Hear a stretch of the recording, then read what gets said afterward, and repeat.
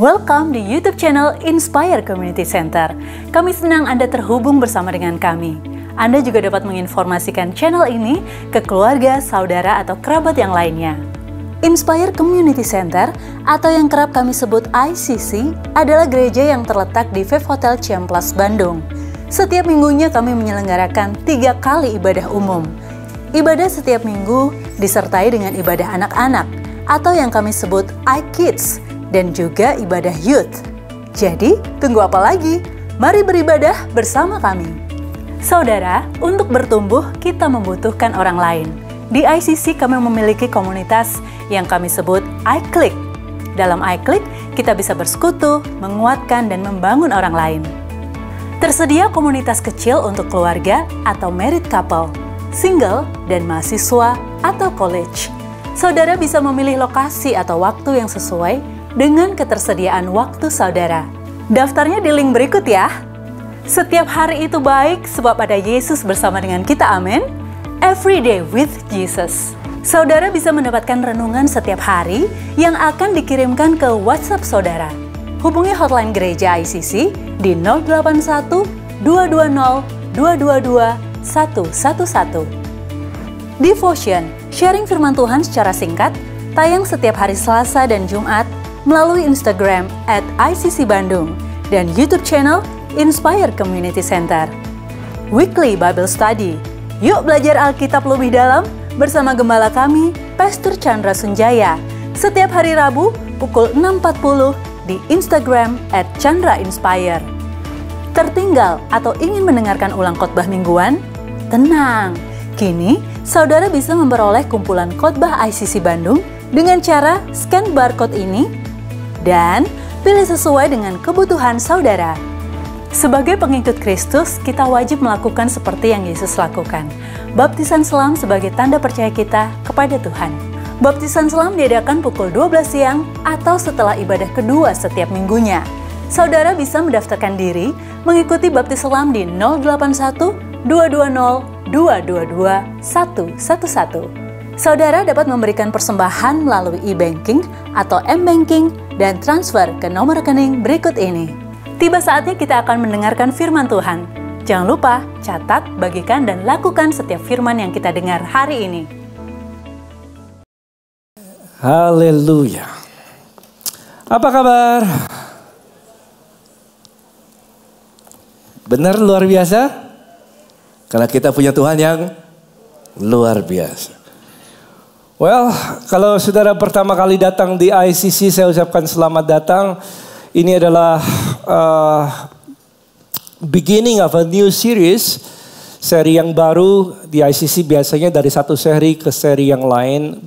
Tujuannya supaya kita bisa belajar lebih dalam tentang satu topik yang kita mau dalami. Dan kali ini kita akan belajar tentang keuangan. Siapa yang perlu uang? Enggak ada? Hah?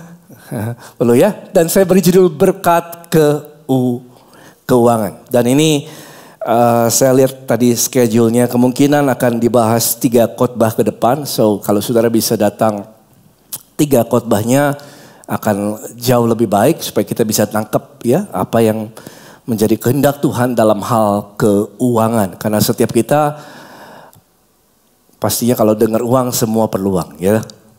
Ya.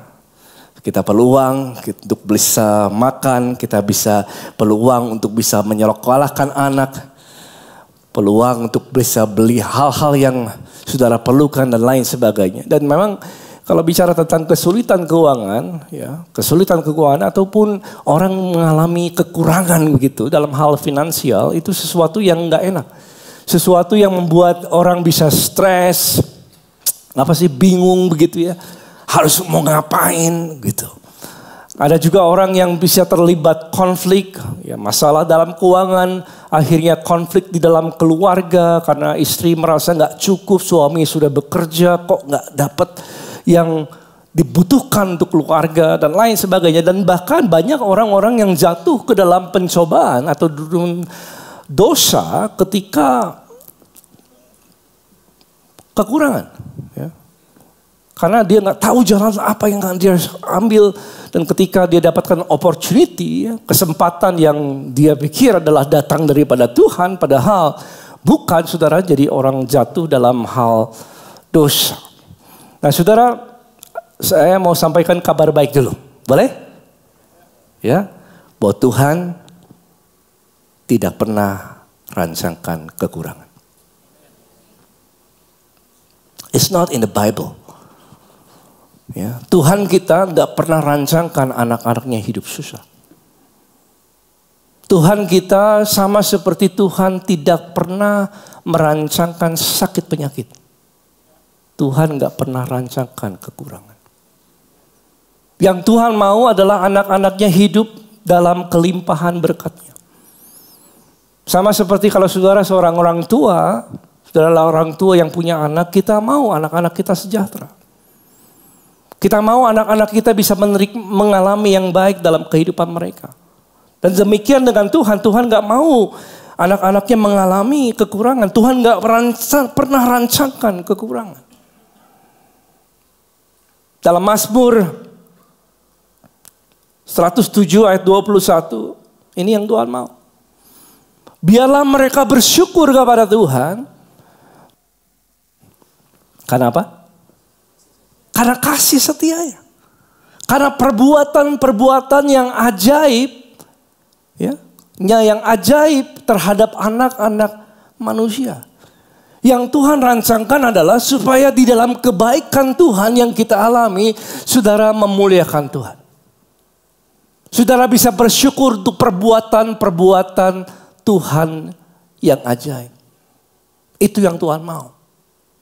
Bahkan sejak awal kalau kita buka dalam kitab Kejadian, sejak awal Allah menciptakan dunia ini, Dia menciptakan segala sesuatu yang amat baik. Firman Tuhan katakan sungguh semuanya amat apa?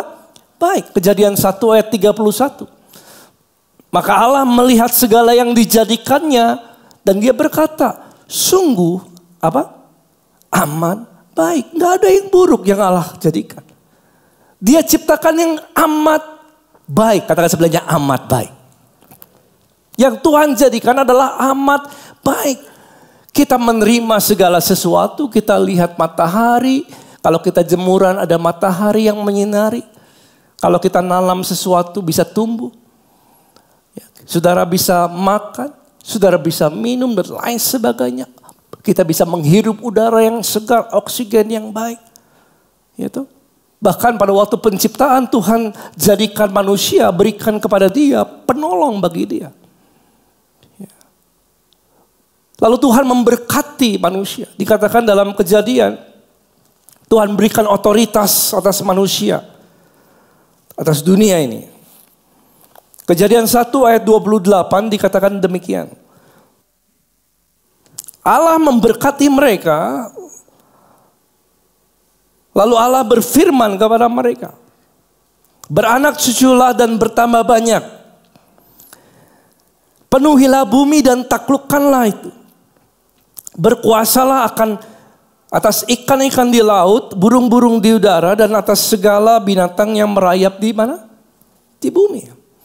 Bukan hanya Dia memberkati, Dia menciptakan segala sesuatu, tapi Tuhan kasih otoritas atas manusia untuk menaklukkan bumi ini. Dia kasih saudara dan saya otoritas.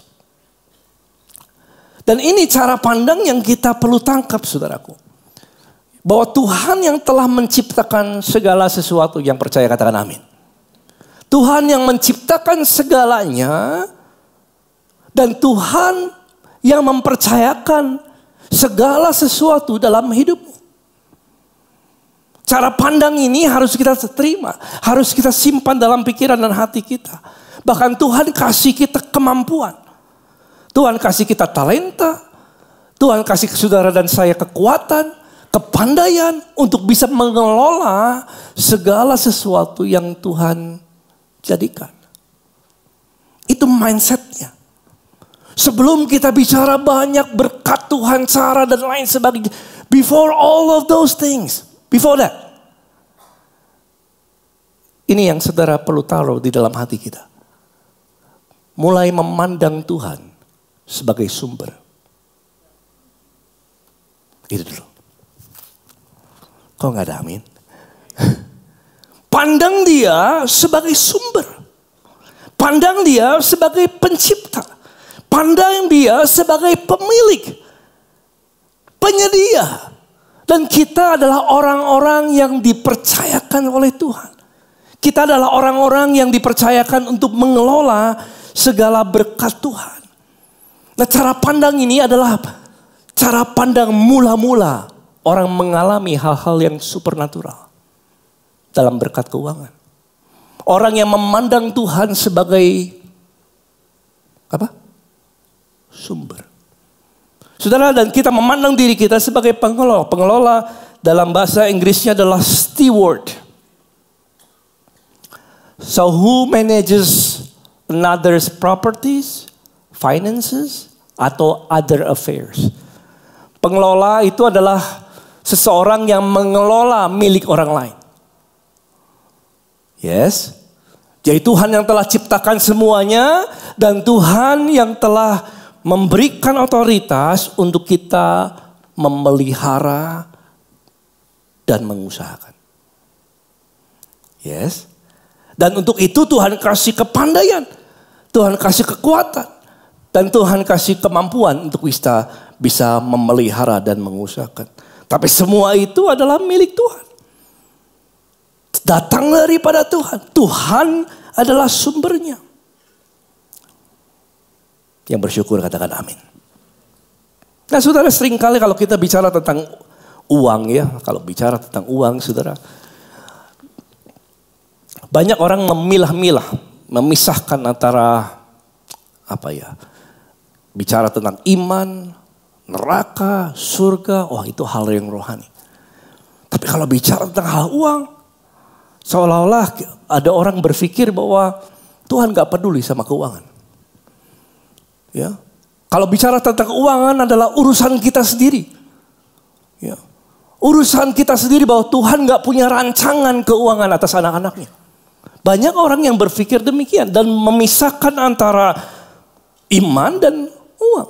Padahal saudara, di dalam Alkitab lebih daripada 2000 ayat berbicara tentang uang, kepemilikan, dan kekayaan.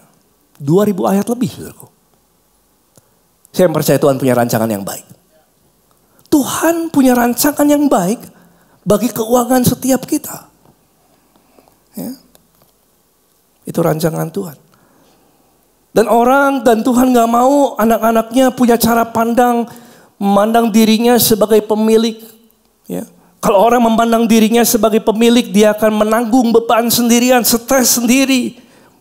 Kalau dia berpikir bahwa keuangan adalah bagianku bukan bagian Tuhan, maka dia akan kerja dengan sendirinya, bersusah payah, menderita dengan sendirinya, dan menanggung beban dengan sendirinya. Sesuatu yang gak pernah jadi rancangan Tuhan sejak awalnya. Karena sejak awal manusia sebelum bisa lakukan apa-apa, Tuhan telah sediakan semuanya. And it's true. Mari kita buka dalam Yakobus 1 ayat ke-17. Yang semangat katakan amin. Setiap pemberian yang baik, yuk sama-sama kita baca ya. Dan suara keras, depan, belakang, kiri, kanan. Yuk, 2, 3. Anugerah yang sempurna datang, diturunkan. Bapa adalah pemberi. Bapa adalah penyedia. Tujuan saya adalah khotbah ini membawa saudara mempunyai cara pandang yang baru. Memandang Tuhan sebagai sumber. Itu aja. Very simple message. Dan memandang diri saudara sebagai pengelola. Saya tulis ini, perubahan cara pikir dari pemilik menjadi pengelola akan membawa perubahan besar dalam kehidupan. Dari pemilik kepada apa? Pengelola. Nah, saudara, bagaimana sih, Pastor, kalau orang hidupnya memandang Tuhan sebagai sumber, itu kayak gimana hidupnya? Saya bersyukur ada seorang yang bisa dalam perjanjian lama yang menghidupinya, namanya adalah Abraham. Saudara buka dalam Kejadian 12 ayat yang pertama. Abraham adalah seorang yang kaya raya. Ya. Bicara financially dia kaya raya. Kejadian 12 ayat yang pertama dikatakan begini. Berfirmanlah Tuhan kepada Abraham. Pergilah dari negerimu, dari sanak saudaramu, dari rumah bapamu ini ke negeri yang akan kutunjukkan kepadamu. Ayat 2 dikatakan begini. Aku akan membuat engkau, ini berkat Tuhan dan kita belajar kemarin bahwa cara Tuhan memberkati adalah lewat perkataan. Dan perkataannya ya dan akan berhasil. Aku akan membuat engkau menjadi bangsa yang besar. Dan memberkati engkau serta membuat namamu apa? Masyhur. Dan kau akan menjadi apa? Berkat, saudara. Jadi Abraham, dan ini bukan bicara tentang jasmani aja. Bicara tentang berkat rohani, tetapi berkat juga jasmani, saudara. Abraham menjadi kaya bukan karena kepandaiannya. Abraham menjadi kaya karena berkat Tuhan atasnya. Bukan karena dia pandai, bukan karena karakternya dia, bukan karena karakternya yang sempurna gitu, dia gak pernah lakukan salah. Mungkin dia dari keluarga baik-baik maka dia diberkati. No, Tuhan telah memberkati Abraham, makanya dia menjadi masyhur. Yes, itu saudara. Cara pandang ini kita perlu simpan dalam hati kita.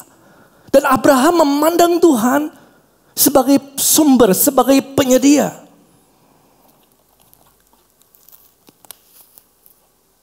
Kemudian berlimpah-limpahlah kambing dombanya.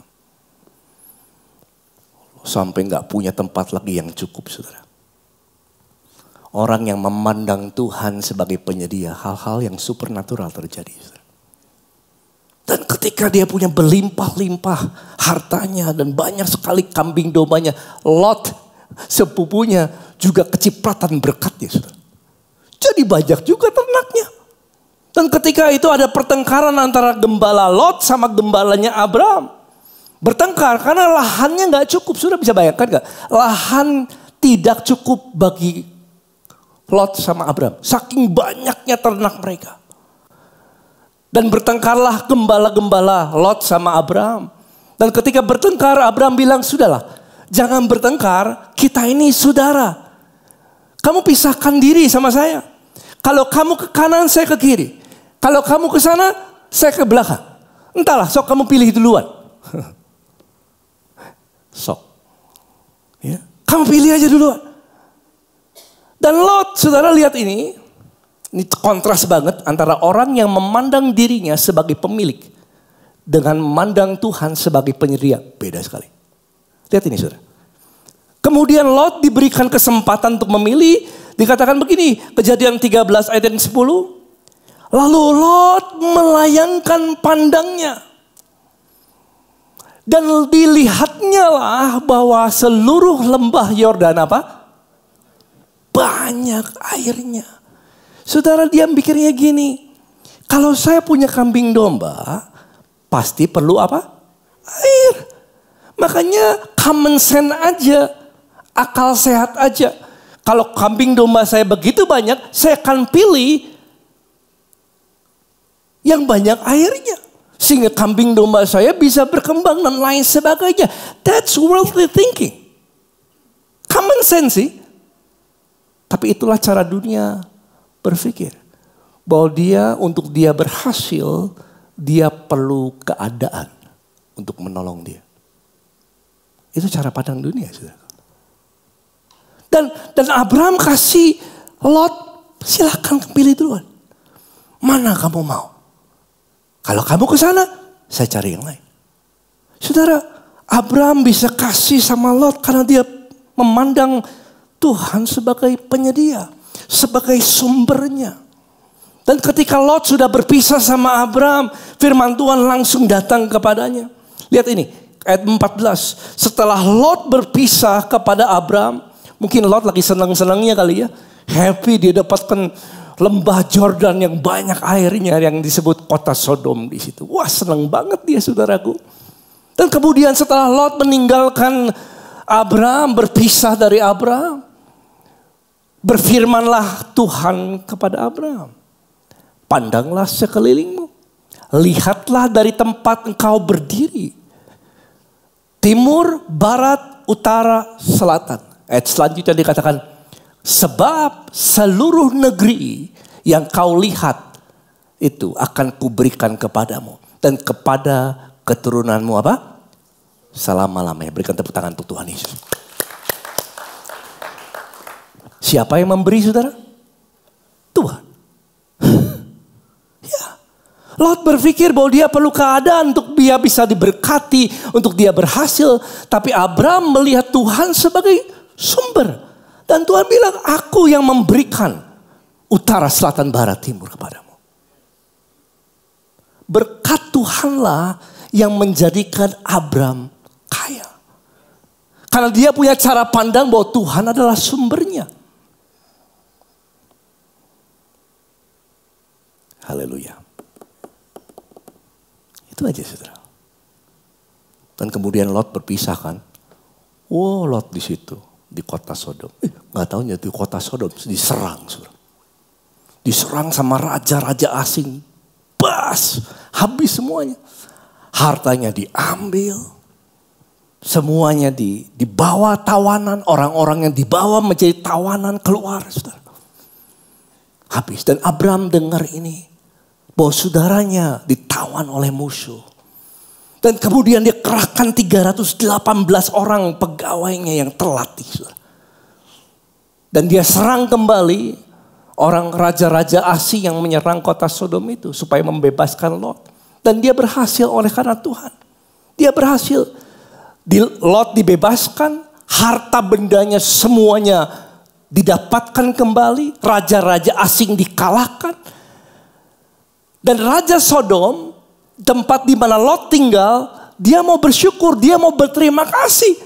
Dia datang sama Abraham setelah Abraham menang. Dia bilang gini, wah, terima kasih, bahasa saya, saudara ya. Dan dia katakan, kamu boleh ambillah semua ini. Ini hartanya kamu ambil aja. Mungkin jutaan dolar, saudaraku. Kamu ambil aja. Kamu kan menang perang. Yang penting kita mah hanya orang-orang aja lah. Tapi harta benda kamu ambil. Itu pemberian Raja Sodom kepada Abraham. Saudara tahu apa yang dikatakan Abraham? Ini ngeri sih. Bacanya merinding, saudara. Are you ready? Lihat nih. Ayat 23. Abraham bicara gini. Aku tidak akan mengambil apa-apa dari kepunyaanmu. Sepotong benang atau tali kasut pun tidak. Supaya engkau jangan dapat berkata, aku telah membuat Abraham menjadi kaya. Wow. Saudara, ini cara hidup orang yang memandang Tuhan sebagai sumber. Amin. Kayak gitu hidupnya. Dia tahu berkat bukan datang dari orang. Dia tahu berkat datang dari Tuhan. Dan meskipun begitu banyak hartanya, dia rela melepaskan dengan dia tahu bahwa Tuhan adalah sumbernya. Haleluya. Dan setelah itu terjadi, saudara, apa yang terjadi? Lihat ayat 15. Kejadian 15 ayat yang pertama dikatakan, setelah itu terjadi, ya, kemudian datanglah firman Tuhan lagi sama Abraham dan dalam satu penglihatan, jangan takut Abraham. Akulah apa? Perisaimu. Upahmu akan apa, saudaraku? Sangat besar. Dan ini bicara tentang rohani dan jasmani. Saudara, sikap ini yang kita perlu. Are you getting it?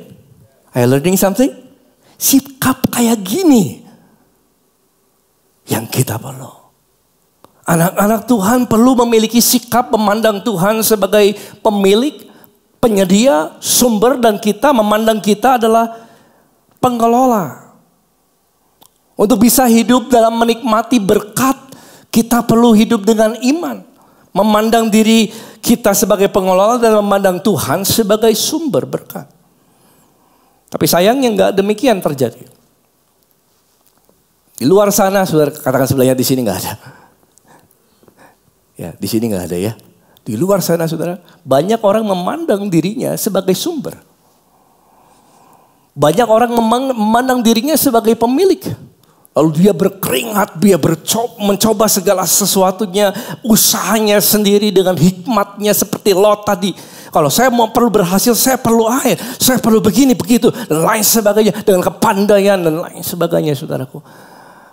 Dan orang-orang yang fokus melihat dirinya sebagai sumber, mereka akan struggle dalam hal keuangan. Karena itu bukan rancangan Tuhan menaruh beban keuangan pada pundakmu, saudara.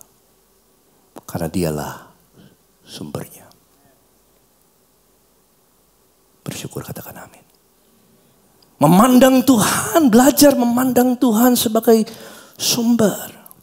Dia sumber itu. Kita perlu rubah ini. Cara pandang kita. Kita hanya pengelola.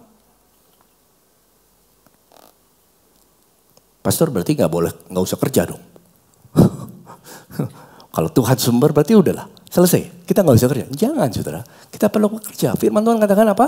Apa saja yang kau perbuat, apa saudaraku? Berhasil. Kita perlu bekerja. Tapi ketika kita berhasil, kita tahu keberhasilan kita karena kemampuan yang Tuhan berikan. Saya yang percaya talenta datang dari Tuhan. Kepandaian kita, kemampuan kita, semua Tuhan yang berikan. Saudara nggak menciptakan apa-apa. Kita nggak menciptakan apa-apa. Kita nggak memiliki apa-apa. Kita hanya orang-orang yang dipercaya. Itu cara pandangnya. Dan dalam Ulangan 8 ayat 17 dikatakan begini. Kalau engkau berhasil, jangan kau katakan dalam hatimu, ini karena gua. Ini karena aku nih bisa. Ya, kekuatan kekuasaanku atau kekuatan tanganku lah aku memperoleh apa saudaraku? Kekayaan ini. Karena keringat nih. Ya. Jangan.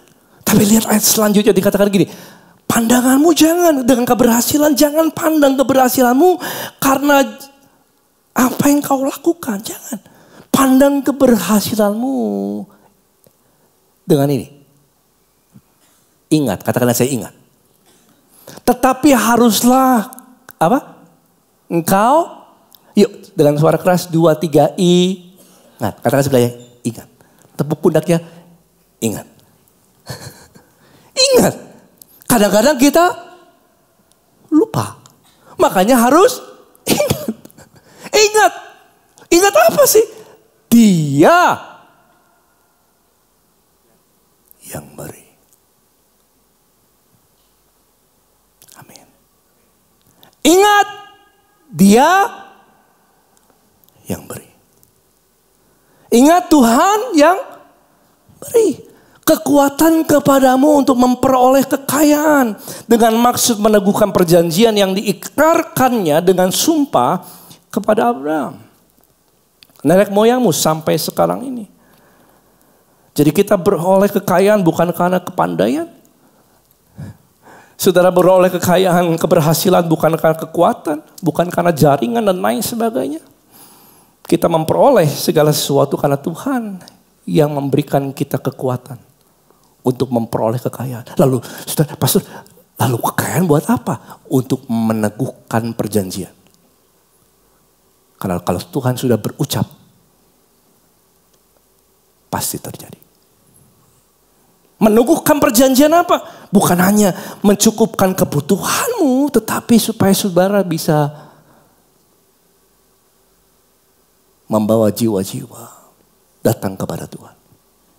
Lewat berkat yang Tuhan berikan dalam hidupmu. Itu perjanjiannya, saudara. Amin. Meneguhkan perjanjian. Haleluya.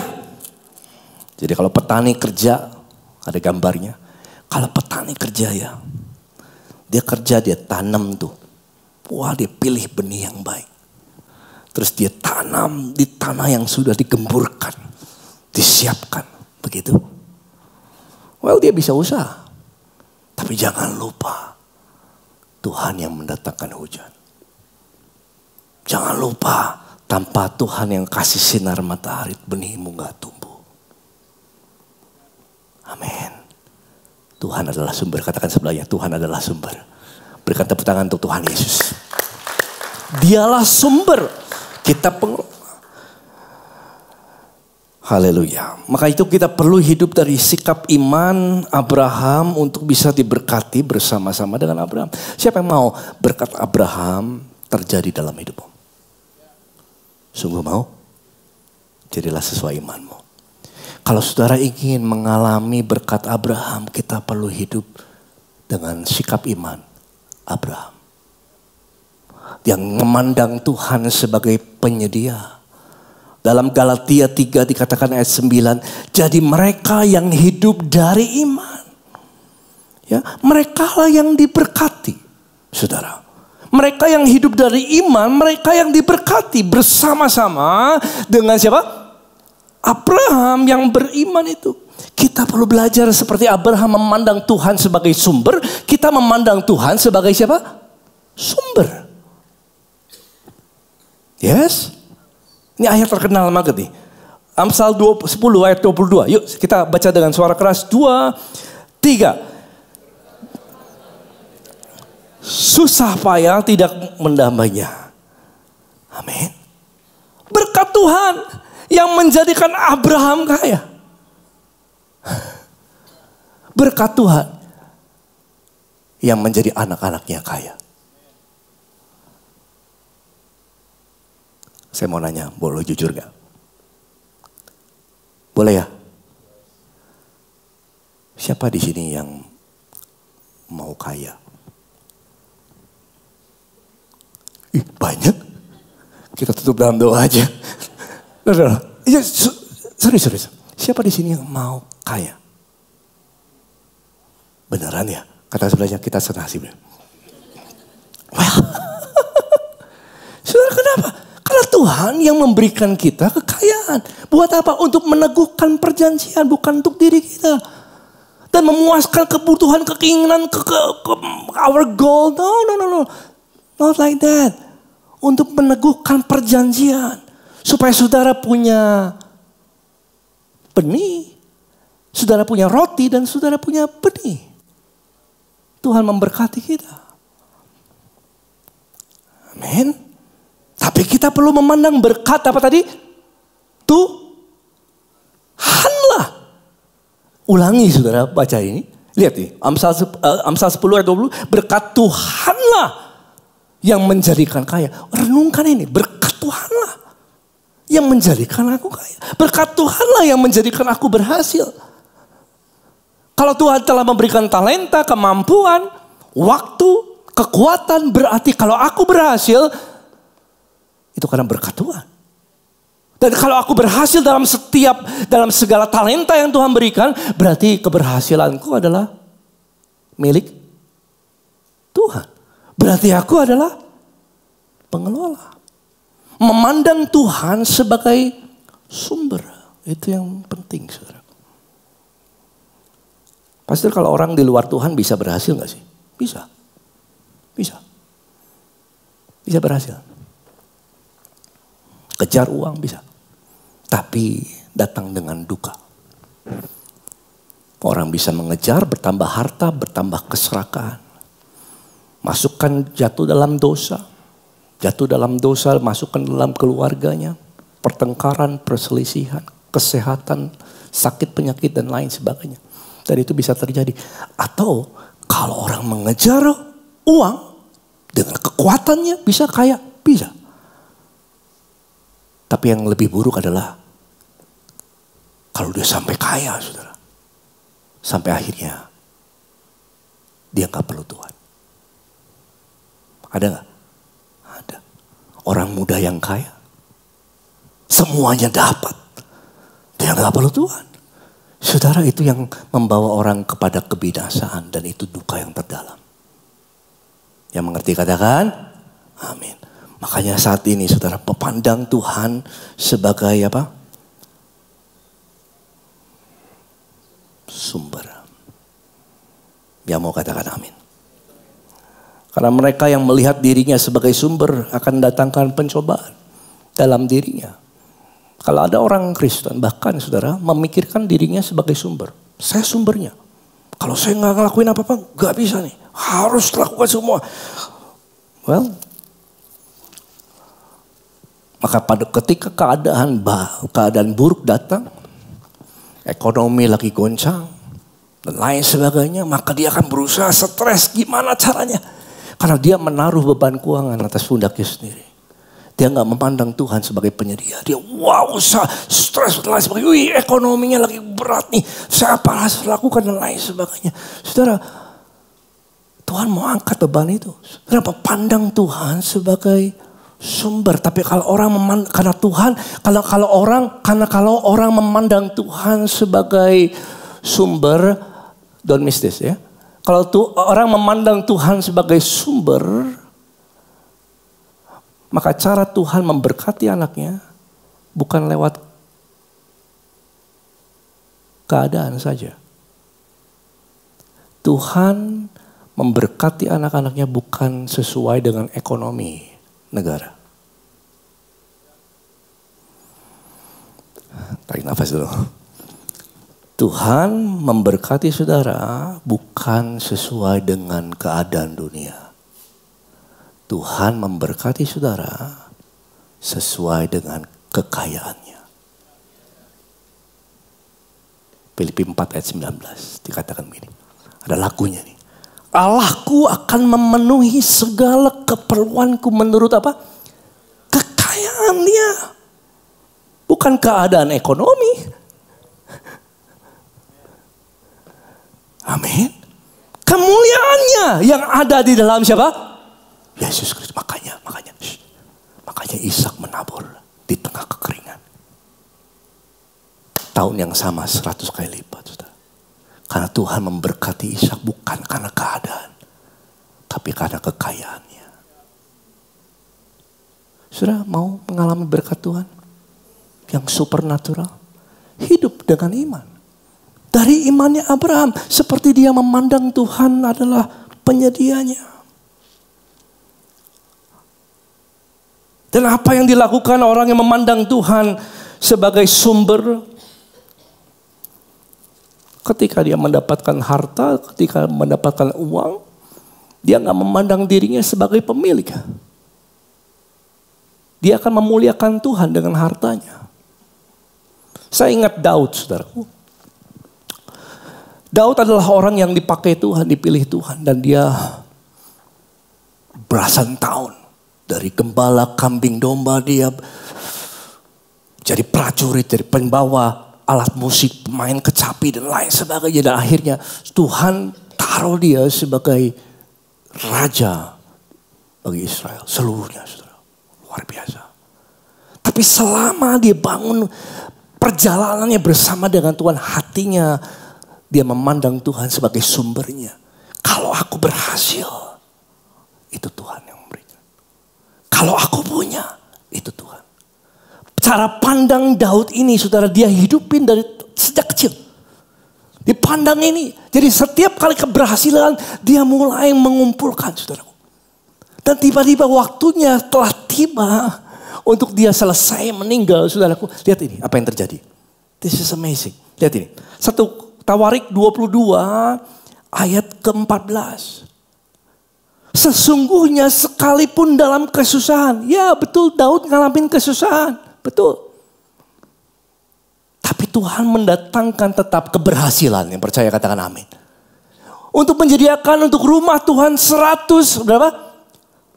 1000 talenta emas. Nanti saya kasih tahu ya harganya berapa saat ini. 100.000 talenta emas. 1.000.000 talenta perak. Dan sangat banyak tembaga besi sehingga beratnya tidak tertimbang lagi. Sudah gak bisa dihitung.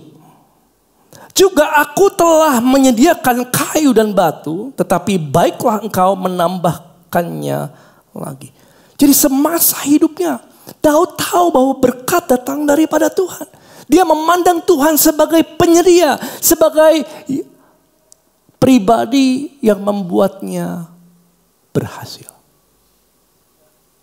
Yang mengerti kata-kata amin. Maka itu sepanjang kehidupannya dari kecil, setiap kali keberhasilan yang datang, dia kumpulkan semua. Jadinya segitu sudah.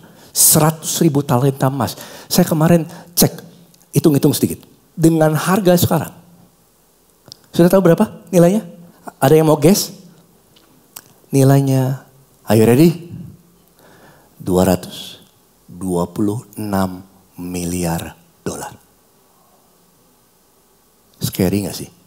Ngeri banget. 226 miliar. Dan Daud persembahkan itu bagi rumah Tuhan. Karena dia tahu Tuhan yang memberikan semuanya. Dia tahu Tuhan yang memberikan keberhasilan dalam hidupnya. Sama seperti Abraham gak takut kehilangan. Mempersembahkan sama saudara. Daud pun punya cara pikir yang sama. Dikatakan begini. 1 Tawarik 29 ayat 14. Sebab siapakah aku? Dia katakan begini. Siapakah bangsaku sehingga kami mampu memberikan persembahan sukarela seperti ini? Sebab daripada siapa? Mula. Daripada mula segala-galanya. Dari tanganmu sendiri persembahan yang kami berikan kepadamu. Berikan tepuk tangan untuk Tuhan Yesus. Daud punya cara pandang ini saudara. Kalau aku bisa memberi itu karena Tuhan. Itu memang daripada Tuhan. Tuhan yang membuatnya berhasil. Dan dia kumpulkan semua orang, para pemimpin-pemimpin bagi bangsa itu. Dan mereka juga memberikan persembahan yang luar biasa untuk rumah Tuhan. Apa yang terjadi saudara? Persembahan mereka lebih banyak daripada Daud. Itu yang terjadi. Dan ketika saudara mereka memandang Tuhan sebagai sumbernya, mereka gak terikat oleh kekayaannya. This is what happened. Mereka gak terikat dengan kekayaan dan iman mereka bisa bekerja untuk menerima hal yang baik. Yang Tuhan telah sediakan. Amin. Ini saya ingat tentang persembahan. Saudara. Siapa yang dari kecil sudah di sekolah minggu? Ada? Anybody? Belakang? Ya. Kalau pas lagi persembahan gimana? Ada lagunya gak? Ingat dulu. Saya ada di sekolah, ada lausenya ya. Di Bina Bakti dulu, lause itu gurunya. Ya, kecil, masih kecil. Terus lagunya gimana? Bahan. Ya, berarti Kristen udah lama tuh. Sedikit sekali. Dan semua maju ke depan. Kiranya Tuhan menerima persembahanku ini. Oh boleh ikutin. Daniel. Kiranya Tuhan. Rindu juga nyanyi lagu itu soalnya. Menerima persembahanku ini. Setiap minggu. Persembahan kami. Sedikit sekali kiranya Tuhan menerima bahan kami. Saya masukkan saudara. Setiap minggu. Ini cara pikir saya gini. Ini persembahan untuk gurunya. Ya maklum masih kecil. Saya pikir gurunya belum makan. Betul, itu pikiran saya. Saya pikir dianya perlu makan, dianya perlu uang. Maka persembahan kami. Saya pikir untuk gurunya. Dan saya kasih setiap minggu. Dulu 1.000 perak, 2.000 perak kasih.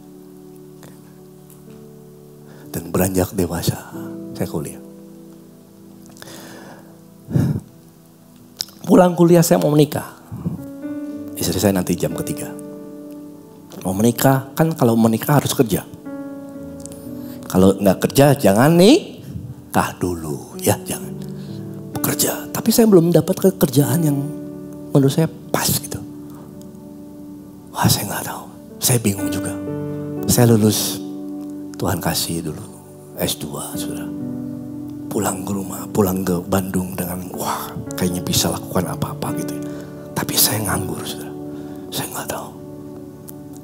Saya pinjam tempat di sepupu. Apa yang harus saya kerjain? Tuhan, saya nggak tahu. Saya berusaha pulang jam 1 pagi, jam 2 pagi. Udah kayak baru kemarin ini. Lihat Yellow Pages. Apa yang Tuhan aku mau kerjain apa? Dan pada waktu itu ada menara doa. Doa. Oh, aku ke sana. Senin doa jam 10 sampai jam 12. Selasa doa. Rabu doa. And one day. Satu hari, saudara. Saya dapatkan pengertian ini.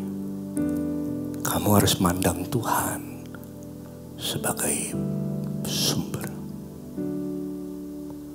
Saya nggak ngerti ya. Sejak kecil saya pikir memberikan persembahan itu adalah untuk gurunya. Tapi memandang Tuhan sebagai sumber saya nggak ngerti. Dan kemudian Tuhan kasih pengertian, lebih pengertian. Dan saya tertanam dalam sebuah gereja. Dan saya belajar memberi. And this is a secret. Ini rahasia, saudaraku. 27 tahun. Ini yang Tuhan ajarkan. Dan setiap kali ada waktu persembahan, I never missed it. Aku beri. Belajar beri. Kadang-kadang semua yang di kantong saya kasih. Dompet kasih, saudara. Pulang gak punya uang parkir. This is true. True story. Saya pulang ke rumah. Lagi di parkiran mobil. Buka gate-nya. Saya gak punya uang parkir. Habis. Saya kembali ke belakang. Ke mobil belakang. Antrian. Dan mereka. Dia adalah teman saya juga di gereja. Saya bilang. Minjem duit gak? Ya nanti aku balikin. Aku gak punya uang parkir. Kalau gak kebuka nih. Sudah. Dari waktu ke waktu. Saya belajar. Untuk memandang Tuhan sebagai penyedia. Dengan memberi. Gak terikat sama harta. Dan 27 tahun. The same message yang Tuhan bawa. Saya sampai hari ini belajar memandang Tuhan sebagai penyedia. Dan Tuhan memberkati berlimpah-limpah. Bahkan sebagai hamba Tuhan pun belajar memberi yang terbaik. Belajar memberi yang terbaik. Oh, sebagai pendeta, no, belajar memberi. Do not lose that. Karena ketika saudara, oh pastor berarti Tuhan yang perlu uang kita. No. Bukan Tuhan yang perlu. Saudara lihat ini, dalam Mazmur. This is a secret actually. Lihat ini. Mazmur 50 ayat ke-8. Setelah ini kita selesai.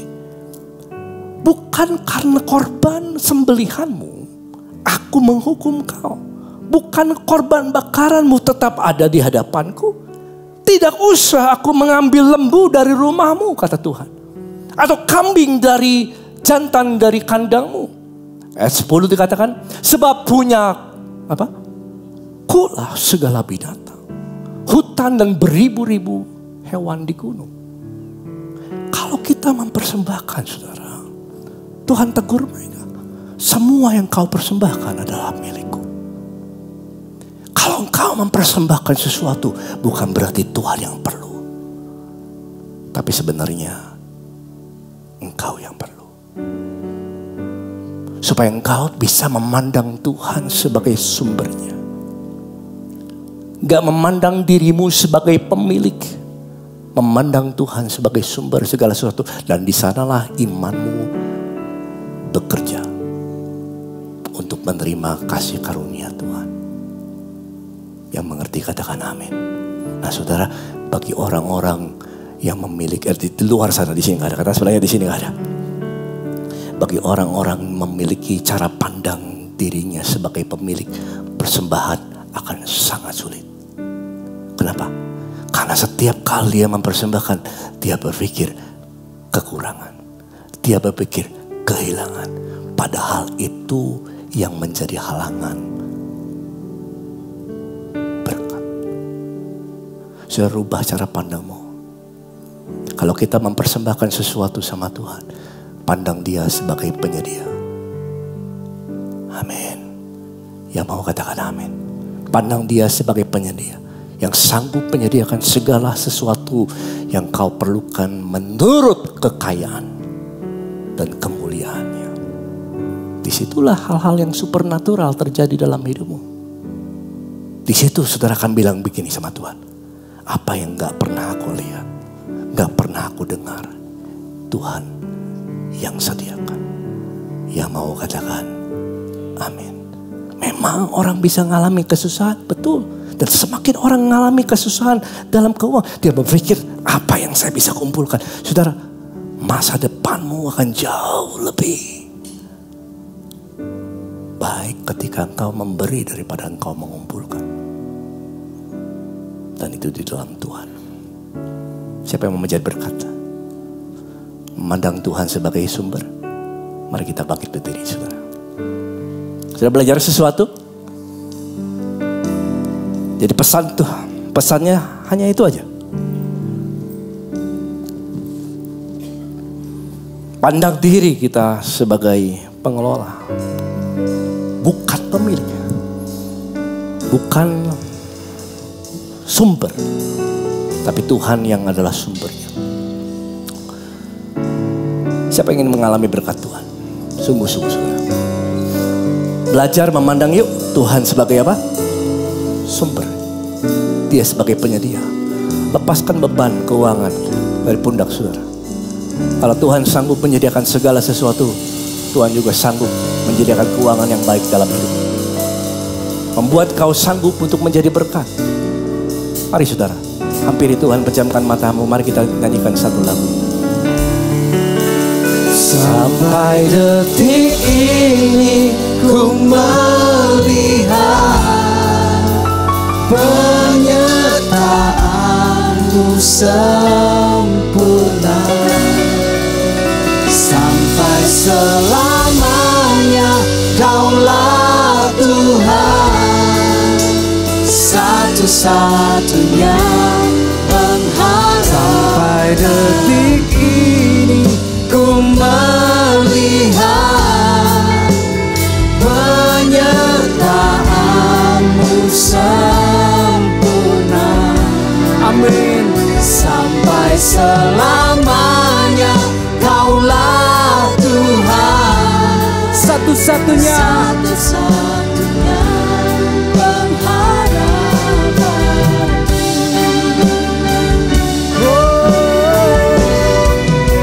Sampai detik ini ku melihat penyertaan-Mu sempurna. Mari ingat segala kebaikan Tuhan dalam hidupmu.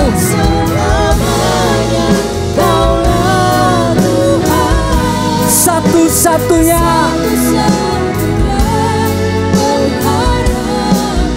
oh, satu-satunya hanya Kau, satu-satunya pengharapanku. Terima kasih Tuhan Yesus, Kau adalah satu-satunya pengharapan kami. Bapak, ajar kami melihat Engkau sebagai sumber. Apa yang akan dilakukan orang yang memandang Tuhan sebagai sumber? Apa yang akan dilakukan seseorang yang memandang Tuhan sebagai sumber? Segala sesuatu. Dia akan hidup oleh iman, saudara. Dia tidak terikat oleh hartanya. Semakin diberkati, semakin memuliakan Tuhan. Menjadi berkat. Terima kasih Tuhan Yesus. Kalau engkau datang hari ini dalam kesulitan keuangan, saya mau berdoa bagi saudara. Cara pandangmu berubah. Yuk, taruh tangan kanan saudara di dada, di tempat saudara berdiri. Kalau engkau sedang dalam permasalahan dalam keuangan, kau memerlukan kelimpahan daripada Tuhan. Saya mau berdoa bagi saudara. Tuhan, kau lihat tangan-tangan yang Kau tahu kebutuhan mereka.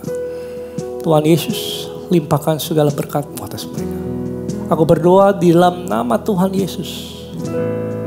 Bukakan pengertian mereka bahwa Engkau sanggup memenuhi segala keperluan mereka.